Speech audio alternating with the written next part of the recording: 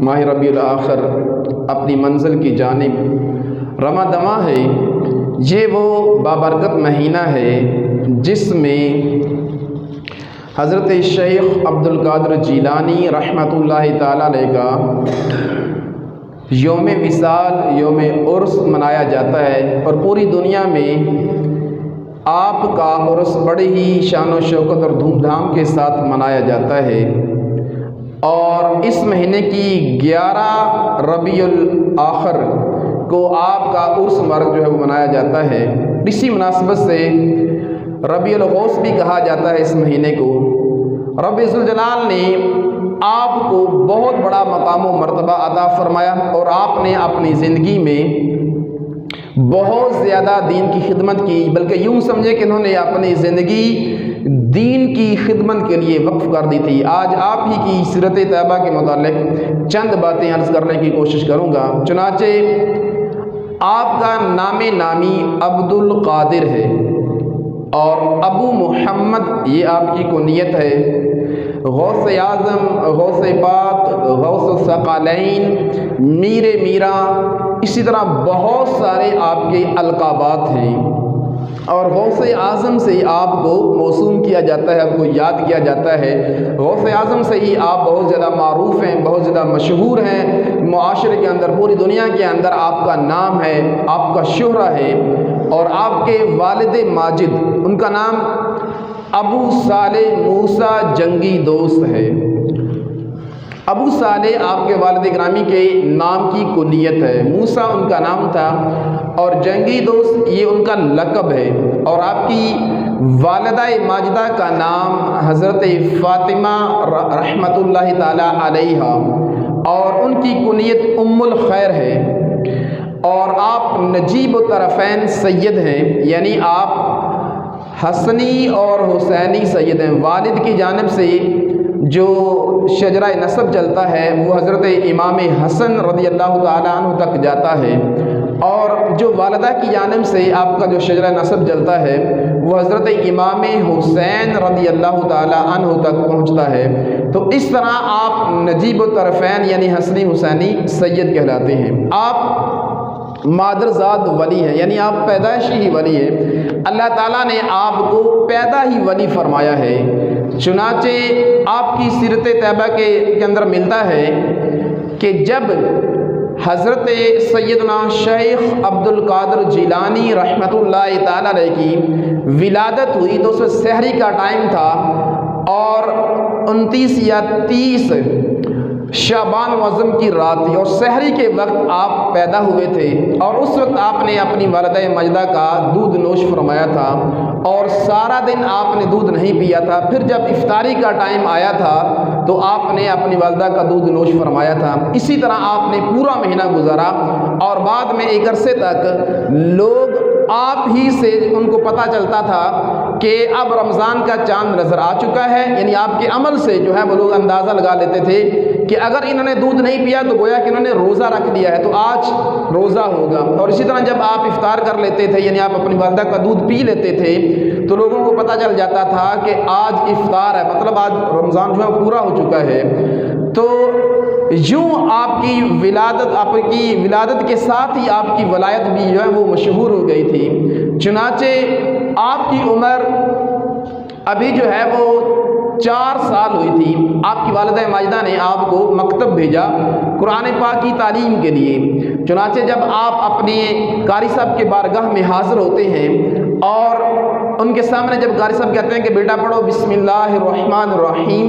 تو آپ نے پڑھا بسم اللہ الرحمن الرحیم، اور اس کے بعد سورہ فاتحہ شروع کر دی۔ الحمدللہ رب العالمین الرحمن الرحیم مالک یوم الدین ایاک نعبد و ایاک نستعین اہدنا الصراط المستقیم صراط الذین انعمت علیہم غیر المغضوب علیہم ولا الضالین آمین۔ تو یوں آپ نے قرآن پاک کی تلاوت کرنا شروع کی، اور پہلا پورا پارہ پڑھ گئے، پھر آپ نے دوسرا پارہ شروع کر دیا، اور دوسرا پارہ پورا پڑھ دیا، اسی طرح پھر آپ نے تیسرا پارہ شروع کیا، اور آپ نے تیسرا پارہ بھی پڑھ دیا۔ یوں آپ پڑھتے پڑھتے تیسرا، چوتھا، پانچواں، چھٹا، ساتواں، یوں چلتے چلتے آپ نے پورے 18 پارے جو ہیں وہ قاری صاحب کو سنا دیے۔ جب 18 پارے کمپلیٹ ہوئے، مکمل ہوئے، تو قاری صاحب نے کہا کہ بیٹا آگے بھی پڑھیے نا۔ تو اس پر آپ رحمۃ اللہ تعالیٰ نے ارشاد فرمایا کہ مجھے اتنے ہی یاد ہیں۔ تو پھر اس پر قاری صاحب نے پوچھا کہ بیٹا یہ آپ نے کہاں سے سیکھا ہے؟ آپ تو پہلے دن مکتب میں آ رہے ہیں، آپ تو پہلے دن قرآن کی تعلیم حاصل کرنے کے لیے تشریف لا رہے ہیں، تو یہ 18 پارے آپ نے کہاں سے حفظ کیے ہیں؟ تو اس پر حضرت شیخ عبد القادر جیلانی رحمۃ اللہ تعالیٰ نے ارشاد فرمایا کہ جب میں اپنی والدہ کے پیٹ میں تھا تو میری والدہ ماجدہ ان 18 پاروں کی حافظہ تھیں، تو وہ روزانہ ان 18 پاروں کی تلاوت کیا کرتی تھی، اور میں نے ماں کے پیٹ میں اپنی والدہ کی زبانی یہ تلاوت سن سن کر اس کو یاد کر لیا تھا۔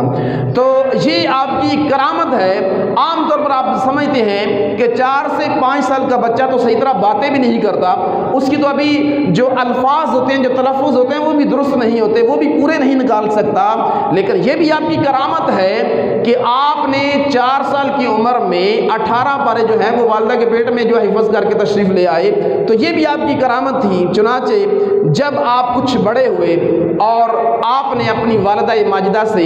اجازت چاہی کہ اے میری والدہ آپ مجھے اجازت عطا فرمائیں تاکہ میں علم دین حاصل کرنے کے لیے سفر کروں، تو آپ کی والدہ ماجدہ حضرت فاطمہ ام الخیر رحمۃ اللہ تعالی علیہا نے بڑی خوشی سے اپنے بیٹے کو اجازت عطا فرمائی۔ نہ صرف اجازت عطا فرمائی بلکہ اپنے بیٹے کی قمیص میں 40 دینار سلائی کر دیے، اور یہ نصیحت کی کہ اے بیٹا کبھی زندگی میں جھوٹ نہ بولنا۔ چنانچہ آپ نے وہ قمیص پہن لی، اور جو قافلہ بغداد کی جانب رواں دواں تھا آپ بھی اس قافلے میں شریک ہو گئے، اور اس قافلے کے ساتھ آپ نے سفر کرنا شروع کر دیا۔ چنانچہ راستے میں ایک جگہ پر قافلے نے پڑاؤ کیا تو ڈاکوؤں نے یلغار کی اور لوٹ مار شروع کر دی۔ چنانچہ اب اس قافلے کے اندر جتنے بھی لوگ تھے ان سب کو ان لٹیروں نے، ان ڈاکوؤں نے لوٹ لیا، اور ایک ڈاکو آپ کے پاس بھی آیا، اس نے بھی کہا کہ اے بچے کیا تیرے پاس بھی کچھ ہے؟ تو آپ نے فرمایا جی میرے پاس بھی مال ہے، لیکن وہ یہ سمجھا کہ شاید بچہ مذاق کر رہا ہے یا پریشر میں آ گیا ہے یا ویسے اپنے بچپن میں یہ باتیں کر رہا ہے، تو وہ چلا جاتا ہے۔ اسی طرح تھوڑی دیر گزرتی ایک اور ڈاکو آتا ہے، وہ پوچھتا ہے کہ منع کیا تیرے پاس بھی کچھ مال ہے؟ تو آپ نے اسے بھی ارشاد فرمایا کہ ہاں میرے پاس مال ہے، تو وہ بھی یہی مذاق سمجھ کر چلا جاتا ہے۔ لیکن جب ان ڈاکوؤں نے اس پورے قافلے کو لوٹ لیا اور اس سے جتنا بھی ان کو مال و اسباب حاصل ہوا، جب وہ اکٹھا کرنے لگے تو اس میں ایک ڈاکو نے کہا کہ مجھے قافلے میں ایک ایسا بچہ ملا تھا کہ جس سے میں نے پوچھا کہ بیٹا تیرے پاس بھی کچھ مال ہے؟ تو اس نے کہا جی ہاں میرے پاس بھی ہے۔ تو پھر وہ دوسرا ڈاکو بولا ہاں مجھے بھی وہ بچہ ملا تھا، میں نے بھی اس سے پوچھا تھا تو اس نے بھی ایسے ہی کہا تھا۔ تو پھر جو ڈاکوؤں کا سردار تھا اس نے کہا کہ اس بچے کو میرے سامنے لایا جائے۔ چنانچہ آپ کو ڈاکوؤں کے سردار کی بارگاہ میں پیش کیا گیا۔ چنانچہ جب آپ کو پیش کیا گیا تو اس ڈاکوؤں کے سردار نے آپ سے پوچھا کہ اے بچے کیا تیرے پاس بھی کوئی مال ہے؟ تو آپ نے شرما جی ہاں میرے پاس بھی ہے۔ تو آپ سے پوچھا گیا کہ کہاں ہے؟ تو پھر انہوں نے آپ نے کہا کہ میری قمیض میں جو ہے وہ دینار اشرفیاں جو ہیں وہ سلائی کی ہوئی ہیں، میری والدہ نے جو ہے وہ مجھے یہ عطا کیے تھے۔ تو پھر اس پر جو ڈاکوؤں کا سردار تھا اس کو بڑی حیرت ہوئی، پوچھا کہ اے بچے تم نے ہمیں یہ کیوں بتایا کہ تمہارے پاس مال ہے؟ تو اس پر آپ نے ارشاد فرمایا کہ جب میں اپنے گھر سے نکلا تھا تو میری والدہ ماجدہ نے مجھے یہ نصیحت کر کے بھیجا تھا کہ اے بیٹا کبھی زندگی میں جھوٹ نہیں بولنا، تو اس لیے میں نے جھوٹ نہیں بولا۔ جب انہوں نے مجھ سے پوچھا کہ تمہارے پاس مال ہے تو میں نے بتا دیا۔ آپ کی اس گفتار سے، آپ کی اس گفتگو سے اس ڈاکوؤں کے سردار پر اس قدر اثر پڑا کہ وہ سوچ میں گم ہو گیا کہ ایک یہ بچہ ہے جو چھوٹا سا ہے، حالانکہ اگر یہ جھوٹ بھی بول لیتا تو نہ تو اس کی ماں کو پتہ چلنا تھا اور اس کا مال بھی بچ جانا تھا، اور ابھی تو یہ نابالغ ہے، اس پر تو شرع کے احکام بھی نافذ نہیں ہوتے، اور ایک میں ہوں کہ میری پوری زندگی گزر گئی کہ میں اپنے رب ذوالجلال کی نافرمانی میں لگا ہوا ہوں۔ چنانچہ آپ کے سچ بولنے کی برکت سے اس ڈاکوؤں کے سردار پر یہ اثر پڑتا ہے کہ وہ توبہ کرتا ہے، اور اس نے پھر آپ کے ہاتھ پر توبہ کی اور اس کو یقین ہو گیا کہ یہ بچہ کوئی عام بچہ نہیں ہے۔ پھر جب وہ ڈاکوؤں کا سردار جب وہ طائب ہوا، جب اس نے توبہ کی تو اس پر جو جتنے بھی دیگر جو ڈاکو تھے انہوں نے کہا کہ اے سردار برے کاموں میں تم ہمارے سردار تھے تو کیا اچھے کاموں میں ہمارے سردار نہیں بنو گے؟ چنانچہ ان سب نے بھی آپ کے ہاتھ پر توبہ کی، اور اسی وقت ڈاکوؤں کے سردار نے یہ حکم جاری کر دیا بھی قافلے والوں کا جتنا مال ہم نے لوٹا وہ ہم سے وصول کر لے۔ چنانچہ ان کو مال جتنا ان کا بنتا تھا ان کو دے دیا، پھر وہیں سے سچی توبہ کر کے اس پورے قافلے نے، یہ جو ڈاکوؤں کا قافلہ تھا جو تائب ہو چکا تھا، جنہوں نے توبہ کر لی تھی، اللہ کی بارگاہ میں جو ہے وہ توبہ کر کے اپنے رب سے رجوع کر لیا تھا، اپنے رب سے لو لگا لی تھی، تو انہوں نے وہیں سے جو ہے وہ رخت سفر باندھا اور حج کے لیے جو ہے وہ چلے گئے، اور وہیں پھر انہوں نے پوری زندگی گزار دی۔ تو یہ آپ کی جو ہے وہ یہ بھی زندہ کرامت ہے، اور یوں سمجھے کہ ہمارے لیے نصیحت ہے کہ یہ سچ بولنے کی برکت تھی کہ ایک تو آپ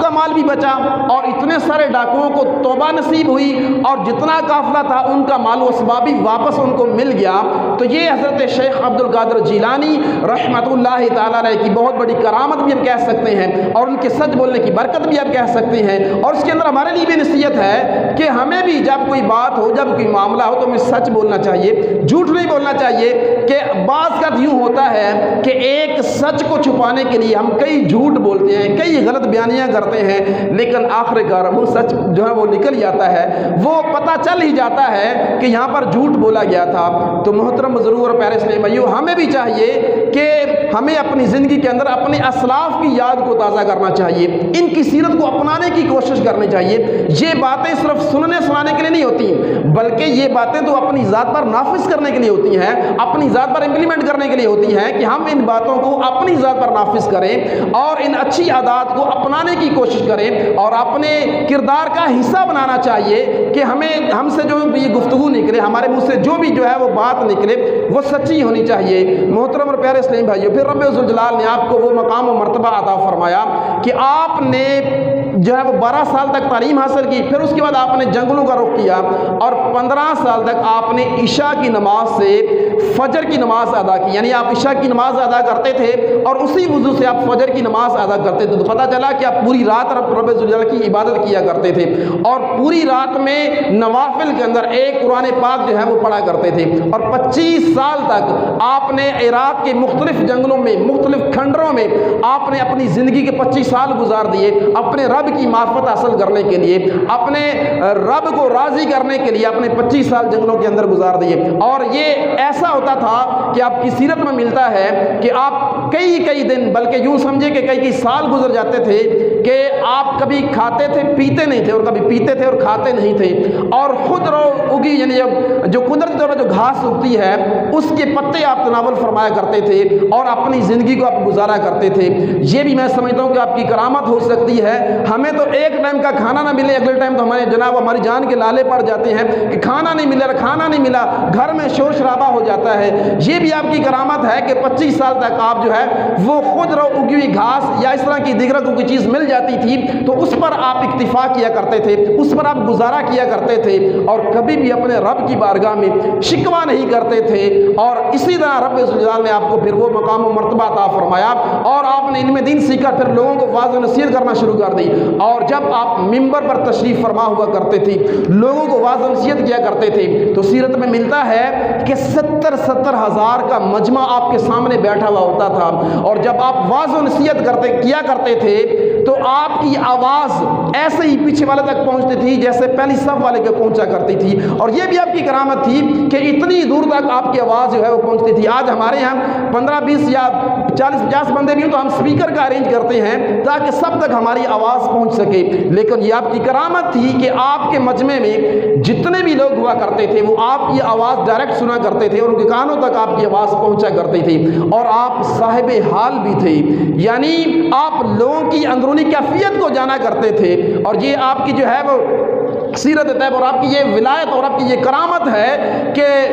بندے کے دل میں جو کچھ ہوتا تھا اور آپ کی بارگاہ میں حاضر ہوتا تھا آپ اس کو بیان کر دیا کرتے تھے۔ ایک بار آپ کے ایک مرید آپ کے ساتھ تھے اور جمعے کی نماز ادا کرنے کے جب گھر سے نکلے اور بغداد کی گلی سے گزر رہے ہیں،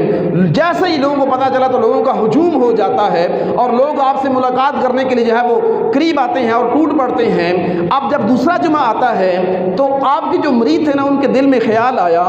کہ پچھلے جمعے کو جب ہم وہاں آئے تھے تو اتنے سارے لوگ جو ہیں وہ ہجوم ہو گیا تھا، وہ ملنے کے لیے آئے تھے، اور آج کوئی بندہ بھی قریب نہیں آ رہا۔ اچھا، یہ اس مرید کے دل میں یہ بات آنی تھی کہ آپ نے اپنے مرید کی جانب دیکھا اور مسکرا دیے، اور مسکرانے کے بعد یہ عالم تھا کہ ہر جانب سے لوگ نکل رہے ہیں اور آپ سے آ کر ملاقات کر رہے ہیں۔ پھر تھوڑی دیر گزرتی ہے، وہ لوگ واپس چلے جاتے ہیں، تو پھر آپ نے اپنے مرید کو مخاطب کر کے کہا کہ تمہارے دل میں یہ بات آئی تھی کہ لوگ ہماری جانب کیوں نہیں آ رہے؟ تو پھر اس پر حضرت شیخ عبد القادر جیلانی رحمت اللہ تعالیٰ نے ارشاد فرمایا کہ اے فلاں، ان کا نام لے کر کہا کہ اے فلاں،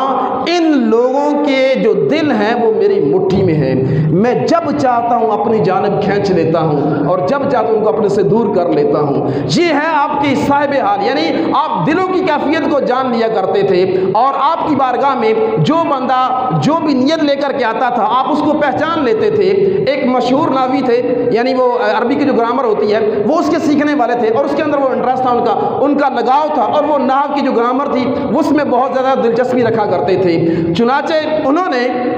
جو ہے وہ ارادہ کیا، ان کو کچھ لوگوں نے کہا کہ بھئی آپ شیخ عبد القادر جیلانی رحمت اللہ تعالیٰ علیہ کی خدمت میں حاضر ہوا کریں، وہ بہت اچھا اور جو ہے وہ پر اثر واز کیا کرتے ہیں، آپ ان کا واز سنا کریں۔ چنانچہ یہ فرماتے ہیں کہ میں ایک بار چلا گیا، میں نے کہا چلو دیکھتے ہیں وہ کیسا واز کرتے ہیں۔ اچھا، ان کا جو واز تھا وہ تو ظاہر بات ہے وہ توکل پر، تقویٰ پر، تو یہ باتیں چل رہی تھیں۔ اچھا، جب وہ شخص آیا نا تو اس نے آ کر جب آپ کا واز سننا شروع کیا تو آپ تقویٰ پر گفتگو کر رہے تھے، تو اس پر اس نے کہا کہ جو میرا ریلیٹڈ جو تھا اپنا مضمون تھا اس کے متعلق تو یہ بات ہی نہیں کر رہے۔ تو ظاہر بات ہے جس بندے کی جو فیلڈ ہوتی ہے نا، اب اس فیلڈ سے ہٹ کر کوئی بات ہو رہی ہے نا تو اس کو دلچسپی نہیں ہوتی، تو اب ان کو دلچسپی نہیں ہو رہی تھی کیونکہ وہ اس کے اندر گرامر کی کوئی بات ہو نہیں رہی تھی، اب اس کے اندر تو معرفت الہی کی باتیں چل رہی تھی، تصوف کی باتیں چل رہی تھیں، تقویٰ کی باتیں چل رہی تھیں، تو اس پر ان کا دل جو نا وہ چاٹ سا ہونے لگا۔ تو اسی وقت شیخ عبد القادر جیلانی نے اس جوان کی جانب جو ہے وہ نگاہ فرمائی اور کہا کہ اے اللہ کے بندے، کن باتوں میں چل رہے ہو؟ تم جو ہے وہ اللہ کے ذکر کو چھوڑ کر تم جو ہے وہ صرف گرامر کی باتوں میں پڑے ہوئے ہو۔ اللہ کے ذکر کو جو ہے وہ کرو، اور اللہ کے ذکر کی جو چاشنی ہے اس کو حاصل کرو۔ جب تم اللہ کے ذکر کی چاشنی حاصل کرو گے، رب ذوالجلال تمہیں امام سیبویہ جیسا امام بنا دے گا۔ چنانچہ امام سیبویہ یہ نحو کے اندر بہت بڑے امام گزرے ہیں۔ تو اس پر پھر وہ جو جوان تھا ان کا نام ابو محمد ابن خشاب تھا، تو وہ فرماتے ہیں میں مان گیا کہ آپ واقعی اللہ کے ولی ہیں۔ تو فرماتے ہیں کہ میں نے پھر اس کے بعد سے آپ کی صحبت کو اختیار کر لیا، اور پھر مجھے میرے رب نے وہ مقام و مرتبہ عطا فرمایا کہ نحو کے اندر میں امام بھی بن گیا، اور مجھے فقہ کے اندر بھی مہارت حاصل ہوگی، اور دیگر کئی علوم کے اندر مجھے مہارت حاصل ہوگی۔ یہ صرف آپ کا فیض تھا، اور یہ آپ صاحب حال تھے کہ آپ کی بارگاہ میں جو کوئی بھی آتا تھا اس کے دل کی دنیا ہی آپ کو جواب بدل دیا کرتے تھے۔ آپ کے دستے شفقت پر، آپ کے دستے کرامت پر لاکھوں لوگوں نے توبہ کی، راہ راست پر آئے، اور سینکڑوں کو آپ نے امام بنایا، سینکڑوں کو آپ نے علماء بنایا، اور ساری زندگی آپ نے دین کی خدمت کی۔ میٹھے اور پیارے اسلامی بھائیو، ہمیں بھی چاہیے کہ ہم اپنے اسلاف کی سیرت کو سن کر اپنی ذات پر نافذ کرنے کی کوشش کیا کریں۔ اللہ تعالیٰ کی بارگاہ میں دعا ہے کہ جو چند ایک باتیں میں نے اپنی بارگاہ میں پیش کی، اللہ تعالیٰ ہم سب کو عمل کرنے کی توفیق عطا فرمائے۔ آمین بجاہ النبی۔